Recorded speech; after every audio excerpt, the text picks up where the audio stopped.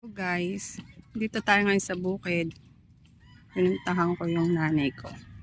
Galing ako sa barangay dahil nag-ano ko ng mga Xerox ng solo parent ID ng mga kasamahan ko para ipasa sa bigas.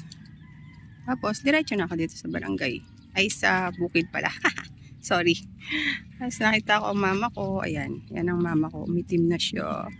Umitim na siya kakapunta sa bukid. Paano ba naman walang oras? Basta nagustuhan niya. Sama niya lagi yung dalawang aso. Pakilala ko nga pala sa inyo. Daru. Ito po si Daru. Yan. At ito naman si Pogi. Pogi, tingin ka dito, Pogi. Ito daw si Pogi. Daru si Pogi nga eh. Daru, ikaw si Daru. Pogi, tingin ka sa camera, Pogi. Huwag ka na mahiya, Pogi. Pogi. Napakamahiyain naman ito. Pogi, tingin ka dito. Oh. Pakita mo yung gwapo mong mukha. Pogi. Pogi. Ayan. Tapos po, yan naman yung mama ko. Yung mama ko mahilig sa sabaw.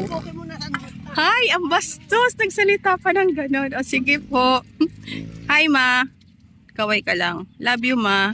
Kahit wala akong may pakain sa'yo, laging may sabaw. Mahal kita. Chup, chup. Bye-bye.